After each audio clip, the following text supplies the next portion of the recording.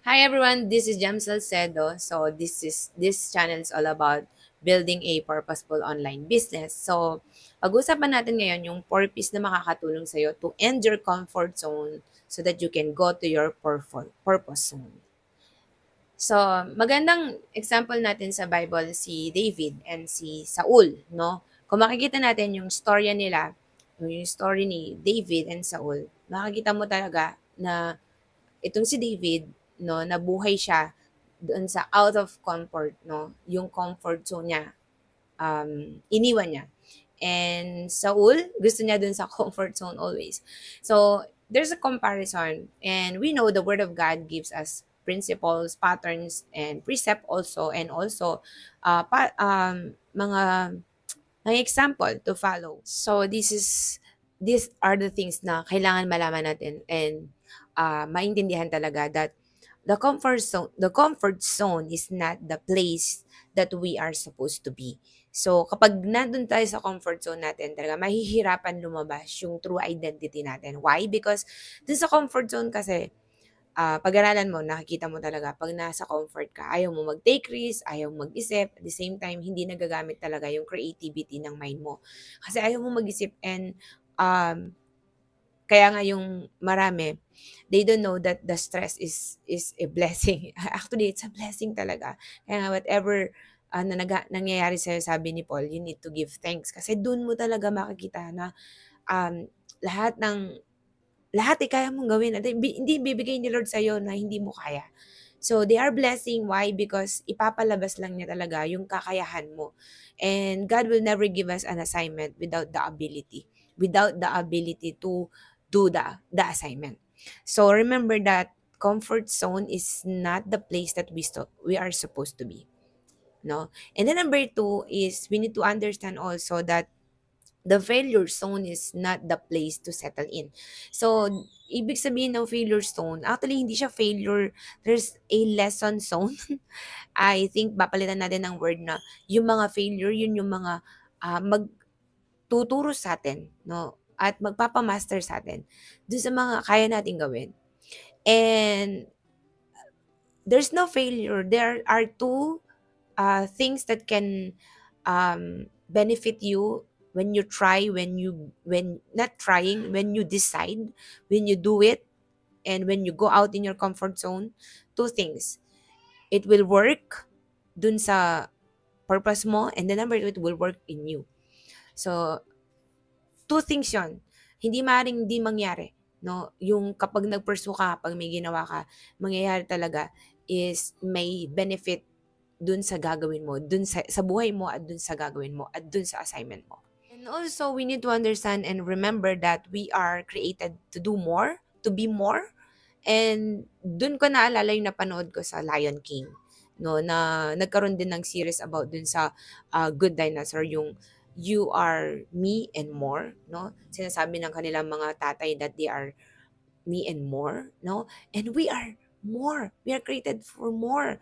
Not to be more than God. Hindi natin mahigitan si Lord. Ang sinasabi ko lang is, we are created in His image, so we are created for more. We are not created to be less, no? And lahat ng mga ginawa ni Lord, kinreate niya na creation, no? O creation niya ay binigay niya yung pamamahala para sa atin. We are also a creator of things in this world. So we need to discover our creativity, no, na inilagay ni Lord sa atin. So we have the seed of greatness within us. So yun yung mga kailangan nating malaman, and then we will proceed for our 4 P's to go out to our comfort zone. So number 1 P that we can do is to pray, no? Pray. Why? When we pray, we communicate to God, we understand God, and of course, prayer, magpartner lagi yung Word of God and will not be separated. Kailangan nagpe-pray ka talaga at the same time you have the Word of truth.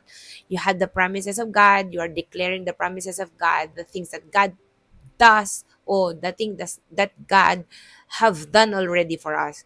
So that is the word of God, and we continue to declare that in our life. So pag nagpe-pray ka, mawawala yung mga limitation, arguments, and negative sa life mo. So one of the negative na i-highlight ko for this video is the comparison. No, kino-compare mo lagi yung sarili mo sa iba. That's why hindi nangyayari. Ang nangyayari sa'yo is, um, hindi nangyayari yung purpose mo. Ang nangyayari is lagi you look to other people, yung kaya nilang gawin, and then you forget that you are created also in the image of God and you are unique. You have the ability. You have the things na inilagay na ni Lord sa'yo. Ang mahirap is nakikita mo yung iba. So makikita natin dito sa story dito sa First Samuel yung nangyari kay Saul. No, lagi niyang kino-compare yung sarili niya. At ito, alam mo pag may spirit of comparison ka. When you are angry, no, or jealous, no, dun sa achievement ng iba. Yeah, you have comparison. May comparison spirit ka. So kapag may ganon, dapat kung wala kang comparison spirit, kumbaga, hindi ko sinasabing wala. Kailangan mawala 'yon. At kailangan nagiging ugali natin yung nagiging masaya tayo sa success ng iba. So we will not compare ourselves to others. So the strength of others is not our strength, and your strength is not their strength. My strength is not it's not your strength, and your strength is not my strength. Okay? So we need to pray. Pray, pray, and pray. It's a long journey. It's a beautiful journey. It's amazing journey when we know how to pray.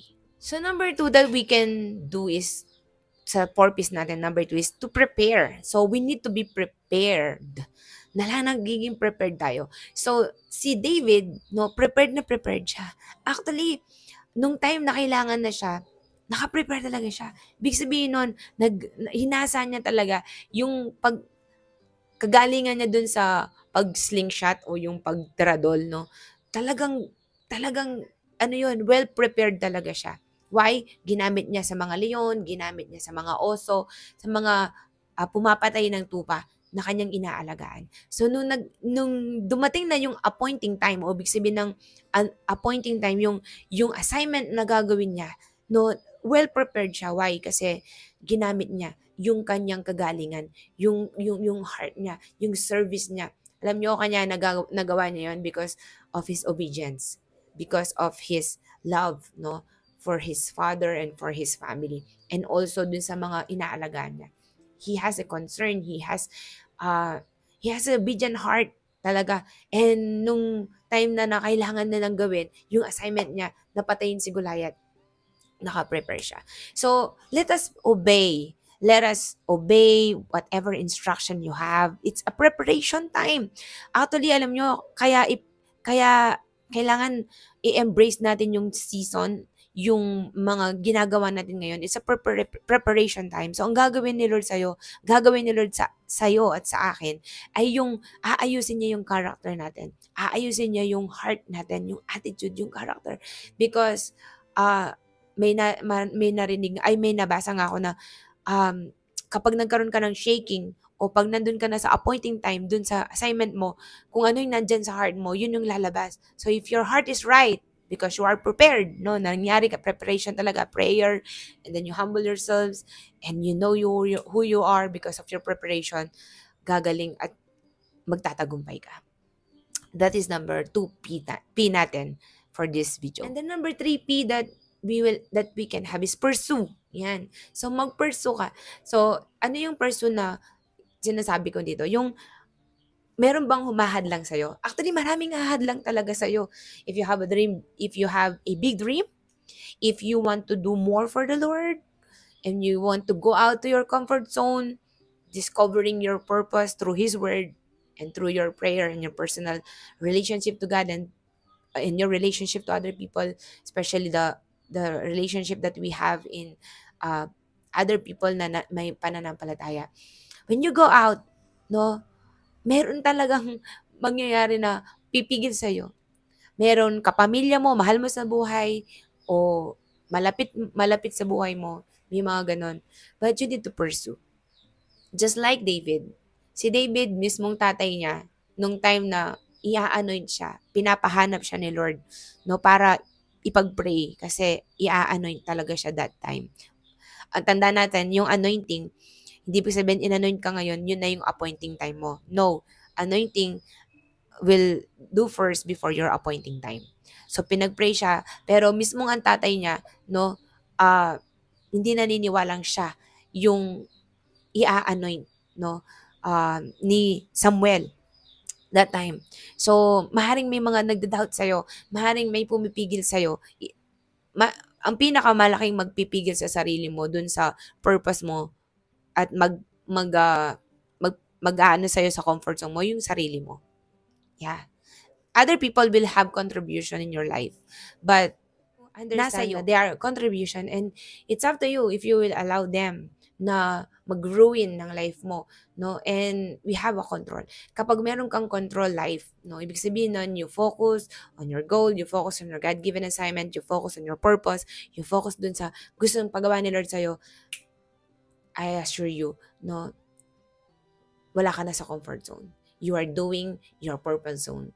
So that is the number 3P that we need to do so that we can go out to our comfort zone. And lastly is the P na kailangan natin is to prevail. Yan. So prevail means victory, no?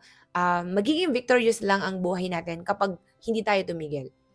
So itong pinakamalaking indication na magiging successful tayo kapag hindi ka tumigil. At magaan lang naman yung pattern ng success na gusto ng Lord sa atin. If we will stop, wala na. That is the end. But if we will not stop, if we will pursue, if we will continue, no, the victory is ours. And we need to understand that na tapos na lahat, tinapos na ni Lord para sa atin, and we are all victorious. Sometimes, we need to remind ourselves, totoo yun eh, kailangan talaga nagiging mapagbantay tayo sa sarili natin. Nagiging choosy tayo. Choosy tayo kung ano yung pinapasok natin sa isip natin. Especially this time. Especially this generation. Why? Because we have a lot of distraction. But we need to focus kung ano yung gusto ni Lord sa atin. We need to go out to our comfort zone so that we can go to our purpose zone. The end of our comfort zone is the beginning of our purpose zone. So, kailangan natin ng 4P na yon so that we can have the P, the purpose zone sa life natin. So, if you want to know about how to build a purposeful online business, you can comment below na sabihin mo, purposeful online business, so that I can message you kung gusto mong malaman about to. So, ako nagkikreate ako ngayon ng digital products like courses, program, and also book. So, ngayon, I'm in the middle of creating my book, which is tinitlean ko na The Awakening or The Great Awakening Inside. It's all about the word of truth. It's all about, it is come from the word of truth. It is the word of God in us.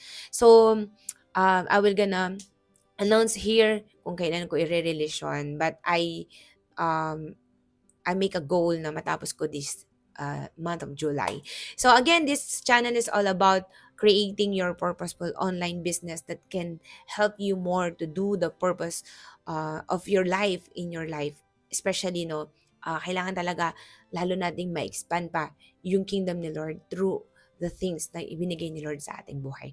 So this is Jem Salcedo, and don't forget to subscribe for more, and also share this if you find some inspiration and light bulb sa mga na-share ko for today's video. God bless you!